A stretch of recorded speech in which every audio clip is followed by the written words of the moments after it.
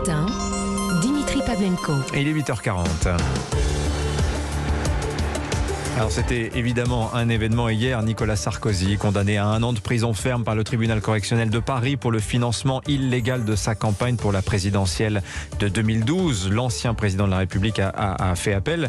Mais évidemment, c'est une décision symboliquement très forte, puisque c'est en qualité de président de la République que Nicolas Sarkozy a été condamné à la peine maximale, supérieure de 6 mois aux réquisitions du parquet, qui avait demandé 1 an, dont 6 mois avec sursis. Voilà pour être extrêmement précis. On en parle de cette affaire avec Georges Fenech. Bonjour Georges. Bonjour. Ancien juge d'instruction, auteur de votre dernier livre, Un Bataclan, Paris, Stade de France, le procès, paru aux éditions du Rocher. Laurent Valdiguier est également avec nous. Bonjour Laurent. Bonjour. Vous êtes grand reporter à Marianne, vous avez suivi ce dossier comme tant d'autres finalement. Ce que l'on dit depuis hier finalement m'a paru quand même extrêmement convenu. Les anciens amis de Nicolas Sarkozy lui apportant leur soutien, leur amitié, y compris Jean Castex qui a travaillé avec lui à l'Élysée. Et puis un ancien chef de l'État disant « Je suis victime d'une injustice ». Votre regard, vous, d'expert de ces dossiers-là? Il y a une petite cocasserie dans tout ça, puisque vous savez que les LR, les Républicains, étaient partie civile au procès. Autrement dit, les Républicains demandaient 16 millions d'euros de réparation, de remboursement, le montant des fausses factures aux anciens de l'UMP. Alors, le tribunal a finalement estimé que cette demande de partie civile était un peu excessive et a ramené ces 16 millions à 90 000 euros. Bref, Nicolas Sarkozy se défend en attaquant les juges. Mais il était le grand absent de ce procès. Pendant 5 semaines, ça a duré 5 semaines, ça a été débattu. Ils étaient 13 autour de lui. C'est un dossier qui a été débattu vraiment en détail. Autour de lui, prévenu également. Voilà. Ils étaient et Nicolas Sarkozy, il a fait le choix d'être l'absent de l'audience. Il est venu que pour l'interrogatoire, comme un témoin. Et au fond, il avait tout misé sur une défense juridique, sur le tapis vert, estimant que les nullités allaient suffire à faire effacer les charges contre lui. Le parquet, en juin, avait réclamé le maximum de la peine, comme vous l'avez rappelé, 6 mois sursis, 6 mois de prison ferme. Et là, le tribunal, dans un jugement d'une sévérité douce, puisque c'était d'habitude, vous savez, les tribunaux peuvent faire on leur reproche ça souvent, des grandes leçons de morale, de démocratie, etc. Puisque là il s'agissait quand même de la présidentielle. Le tribunal a démonté toute cette défense, à la fois celle de Nicolas Sarkozy et celle des 13 autres, puisque sur 14, ils étaient une dizaine à absolument rien reconnaître. Et ils sont 13 à être condamnés à de la prison ferme, puisque le parquet avait requis du sursis pour les autres, et le tribunal a transformé tous ces sursis en prison ferme pour tous les autres. Alors les autres, ils étaient complètement défaits hier, parce qu'évidemment, il y a un avocat qui a été condamné à interdiction de la profession d'avocat, il y a 2 experts comptables qui ont été aussi condamnés de la prison ferme avec interdiction d'exercer leur profession d'expert comptable. Au-delà de Nicolas Sarkozy, toutes les petites mains de la présidentielle ont été accablées par ce jugement. Georges Fenech. Oui. Non, mais en réaction au récit que vient de faire Laurent Valdiguier, mais je reprends ce que disait Maître Herzog, l'avocat de Nicolas Sarkozy, à la sortie de l'audience. Il dit bien, d'une part, effectivement, l'argument de la nullité, il faut l'expliquer. C'est puisque, en fait, en juillet 2013, le Conseil constitutionnel avait déjà invalidé les comptes de campagne de Nicolas Sarkozy, considérant qu'il y avait eu dépassement du plafond. Et il y a un principe en justice. Attendez, je le sais du latin, mais je ne l'ai plus en tête. Non bis in idem. Non bis in idem, merci. Cet argument n'a pas n'a pas marché auprès du tribunal. Oui, il n'a pas marché, mais moi je suis pas vraiment surpris d'ailleurs qu'il n'ait pas marché, parce qu'il y avait déjà une décision du Conseil constitutionnel. On distingue, si vous voulez, l'atteinte aux intérêts sociaux qui sont différents. Vous avez d'un côté une sanction financière qui répare le préjudice financier de la société, et puis d'autre côté, vous avez un fondement pénal. C'est tout à fait autre chose. Donc moi, je suis pas vraiment surpris, même si on peut comprendre une certaine logique dans cette défense. Mais par contre, je voudrais répondre aux commentaires journalistiques intéressants de M. Valdiguier par mon propre commentaire sur ce qui me paraît le plus important, cette règle non bis in idem, qui est une règle de procédure. Au fond, cette décision, moi, me met très mal à l'aise. Parce que j'ai le sentiment, je ne comprends pas, sur quel argument sérieux le tribunal condamne Nicolas Sarkozy. Pour la raison suivante. Je vais vous le donner. C'est ce qu'a dit la conscience et la volonté qu'avait Nicolas Sarkozy de dépasser le plafond de dépenses. Il ne pouvait pas ne pas savoir, en substance. Ça, c'est ce que disait le tribunal. Ah, c'est le deuxième membre de votre phrase qui est intéressant. C'est-à-dire que le tribunal, par une construction intellectuelle, dit il a omis de contrôler. Or, il n'y a pas d'obligation de contrôle du candidat dans la loi. Vous savez, campagne électorale, vous avez un mandataire financier qui, lui, a la responsabilité du compte. Le candidat lui endosse une responsabilité politique et in fine financière. Mais comment pouvez-vous dire dans le même jugement Monsieur Sarkozy n'a pas organisé la fraude, parce qu'il s'agit de fraude, là, attention. Il s'agit de double facturation, l'affaire Big Malion, etc., qui, elle, est établie. Mais vous ne pouvez pas, dans le même jugement, dire Monsieur Nicolas Sarkozy, il ne résulte pas de preuve qu'il ait organisé ce contrôle, et ce qu'on lui reproche, en définitive, c'est un délit non intentionnel. Non intentionnel, c'est-à-dire qu'il a omis de contrôler. Encore une fois, la loi n'oblige pas le candidat à contrôler, c'est au mandataire financier à le faire. Et en plus, c'est une construction purement... C'est peut-être un peu compliqué ce que je vous dis, mais vous savez, une infraction au pénal, il faut un élément intentionnel. Nicolas Sarkozy a toujours clamé son innocence, je n'étais pas au courant de cette fraude, et le jugement le dit bien aussi. On n'a pas... Attendez, je finis, c'est important. Oui, non, bien sûr. On n'a pas la preuve de la connaissance d'un quelconque fraude qui pourrait être imputée à Nicolas Sarkozy. Donc, en réalité, on invente.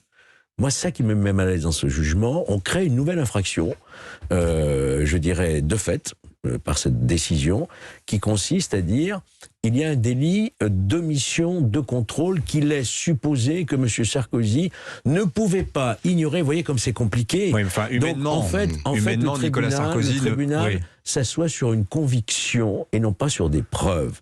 Moi, je trouve que cette décision, elle est vraiment insatisfaisante. Bon, je vous ai entendu, Georges. Où il était au courant, où il n'était pas au courant. Je voudrais avoir la réaction de... On n'a pas la preuve qu'il était au courant et en même temps on le condamne. Je vous entends, Georges Fenech, mais Laurent Valdiguier n'est pas d'accord avec vous. Non, pas du tout, parce que c'est pas aussi simple. Georges Fenech donne l'impression que le tribunal a décidé de le condamner sans aucune preuve, sans rien. Il n'y a pas de preuve. Ceci dit, ce qu'il dit sur le plan juridique, d'accord, il n'est pas au courant. Mais il est poursuivi pour financement illégal et dépassement. Illégal, ça veut dire quoi? Et financement illégal, ça veut dire que au milieu de cette élection présidentielle de 2012, plafonnée à 22 millions d'euros, le tribunal établit que via 16 millions d'euros de fausses factures... Ça, c'est pas contesté. Elle a en réalité coûté 42 millions. Oui, et alors 42 millions 8. Bon. Et le tribunal établit que M. Sarkozy a été alerté à 2 reprises. Qu'il y avait un risque. Qu'il y avait un risque de déplacement. Au compte, ça ne veut pas dire qu'il a été alerté sur le déplacement. Oui, mais c'est bien ça. Non, mais attendez, on est en matière pénale. Vous condamnez sur la place publique un ancien président de la République qui est atteint dans son honneur sur des constructions intellectuelles, sur des suspicions, sur des doutes. Or, moi, je sais, en tant qu'ancien magistrat, que le doute doit profiter à l'accusé. Là, le doute ne lui a pas profité. Georges Fenech, laissez Laurent Valdiguier finir sa réponse. Bien sûr, Nicolas Sarkozy, il n'encourait que 1 an de prison. C'est bien. Oui. Et alors ? Il encourait 1 an de prison. Les autres, ils étaient poursuivis pour escroquerie, abus de confiance. Ils encouraient 5 ans. Justement, exactement pour ce que vous dites. Parce que les autres ont mis en musique la fraude. Mais le tribunal estime que la fraude était exclusivement pour le bénéfice de Nicolas Sarkozy. Oui, mais le tribunal le tribunal ne ramène pas la preuve, ça on verra en appel, parce que je rappelle que M. Sarkozy est présumé innocent.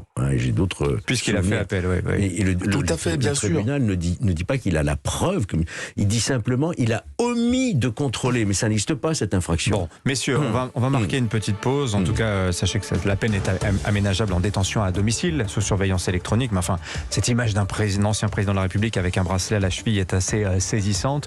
On se penchera dans un instant sur les conséquences politiques et juridiques aussi que cette affaire peut avoir, puisque Georges Fenech soulevait des points quand même extrêmement intéressants. Nous revenons, le Zoom Info sur Europe 1 dans un instant. Europe Matin. Nicolas Nicolas Sarkozy pouvait-il savoir que ses comptes de campagne étaient en train d'exploser? En substance, c'est le fond du dossier Big Malion pour lequel il a été condamné et pour lequel il a également fait appel de cette condamnation hier. Son avocat, Maître Herzog, d'ailleurs, relevait qu'il était condamné au maximum de la peine, ce qui n'arrive jamais lorsque le prévenu n'a jamais été condamné. Certains répondront oui, mais en mars, il a déjà été condamné. Oui, mais il a aussi fait appel, ce qui fait qu'il n'est donc techniquement pas condamné. L'affaire est en tout cas extrêmement complexe et aussi extrêmement politique. La question qui se pose maintenant, c'est celle des conséquences précisément que cette décision peut avoir sur la campagne à venir, puisque vous avez mis le doigt dessus tout à l'heure, Georges Fenech, vous dites la responsabilité financière, donc du respect des comptes de campagne, elle est entre les mains d'un mandataire financier. Absolument. La décision du tribunal hier semble indiquer que le candidat, est quand même lui aussi d'une certaine manière responsable. Vous pensez que là, c'est un sujet dont tous les candidats vont s'emparer à l'approche de l'élection présidentielle? Vous savez, la question des financements des campagnes, ça date pas d'aujourd'hui. Vous vous souvenez de la campagne de 95, et également celle de Jacques Chirac, etc. C'est très compliqué à mener une campagne, vous savez. C'est très compliqué.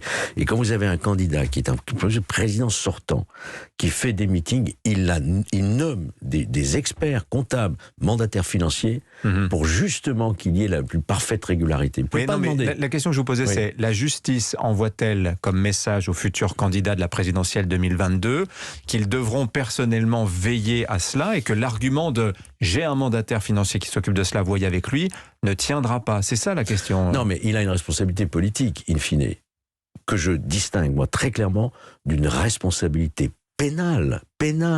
La loi pénale, c'est autre chose qu'une responsabilité financière par rapport au Conseil constitutionnel qu'il a déjà condamné à 300 000 € d'amende financière, de sanctions financières plutôt, qu'il a payé de sa poche.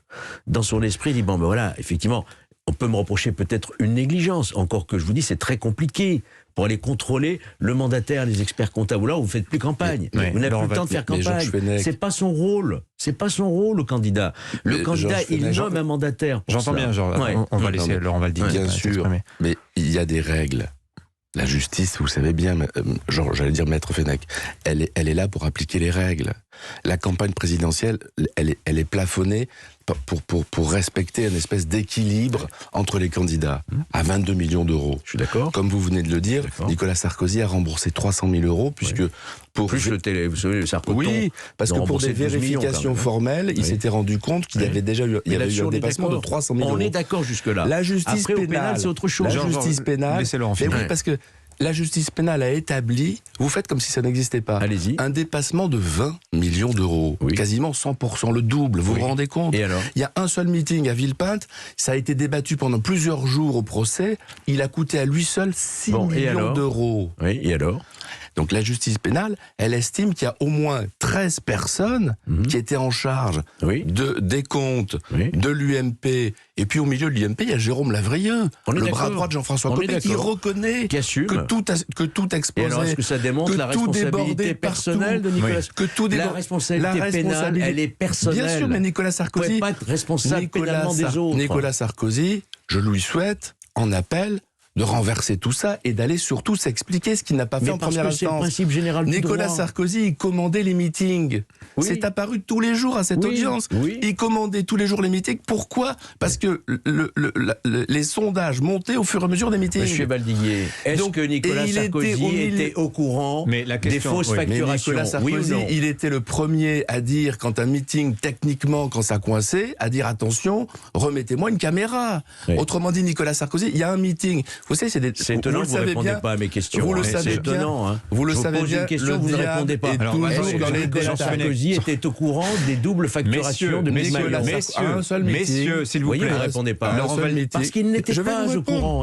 Messieurs, Georges Fenech, vous n'êtes pas l'avocat de Nicolas Sarkozy. Je suis mal à l'aise par rapport à une décision qui ne repose pas sur des preuves. Laissez-moi vous donner un détail. Vous savez, pour l'auditeur, c'est assez désagréable de vous entendre monter la voix et vous exprimer en même temps. Ne répondez pas, monsieur Baldiguier. Je voudrais juste répondre. On sent le juge d'instruction qui ressort chez Georges Fenech. Il y avait 300 personnes. Je ne sais plus où c'était. La justice a compté. Il y avait 130 techniciens ce jour-là. Qui était l'homme orchestre de ce meeting? C'était Nicolas Sarkozy. Mais ça, il y avait 130 personnes autour de lui. La justice estime. C'est ce que dit la justice. C'est pas moi, c'est la justice. En première instance, c'est ce que vous dites aujourd'hui. Mais elle estime qu'il était l'organisateur de sa campagne. Point, c'est tout. Et que cette campagne a coûté 42 millions au lieu d'en coûter 22. Vous n'avez pas répondu à ma question. On ne tranchera pas le dossier de toute façon, et c'est entre les mains, maintenant c'est en appel. Moi je suis pour qu'une justice, elle s'applique à tout le monde, les puissants comme les misérables. Mais il ne faut pas non plus qu'on s'acharne sur un ancien président de la République. Vous avez l'impression d'un acharnement judiciaire ? Finalement, en contournant ce qui est un principe fondamental de la justice, la preuve.